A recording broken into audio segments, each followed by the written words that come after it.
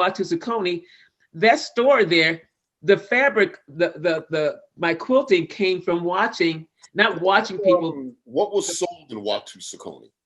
I mean, we had all the fabrics, all the African art and artifacts. Okay, everything was Afrocentric, and we got stuff straight from the country. Okay, so from the continent. So that was no joke. I mean, we bought that stuff. We had Africans coming in there by the boatload, and what I got from them, because they inspired some of the ways I like to quilt, how they combine fabric prints and colors, which in the Western mind would be like, okay, you don't put plaids and dots together. It's like, well, they came in with plaids and dots and they look pretty hot to me. So I'm going to do it.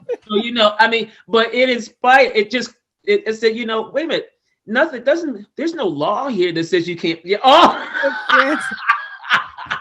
That's one of my cards. I make greeting cards as well.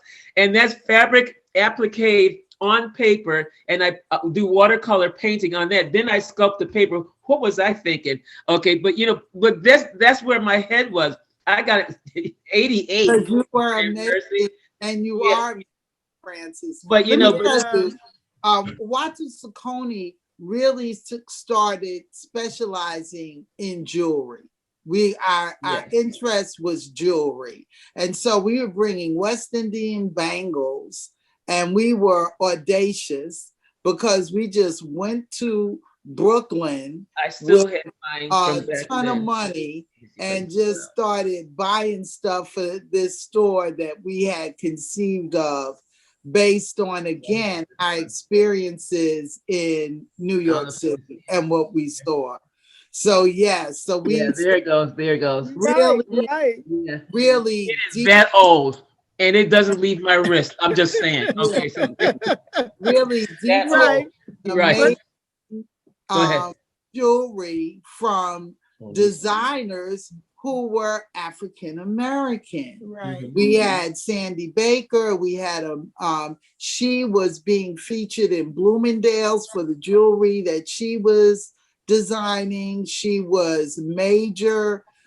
There were articles on her in New York Times Magazine. We had another artisan from Egypt that was doing what we call Egyptian Arabic jewelry with scarabs on it, Alhamdulillah, written out in silver on rings. It was just amazing jewelry that appealed to everyone.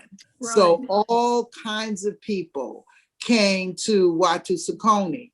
We didn't specialize in clothing. No.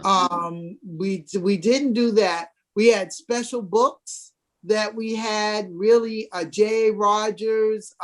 We were selling books before Harambe books. We were selling books. We were selling incense.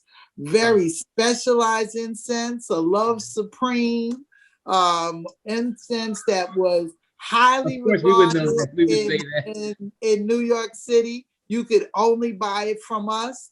And then we sold from Brazil. We sold baskets, beautiful baskets.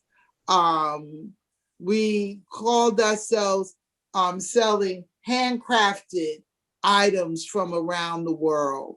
And so West Indian, African, African-American artists, Cuban, all of that. So all over the diaspora. We brought it into Buffalo, very high quality. It wasn't trinkets. It wasn't the stuff that you would see. It really was a high form.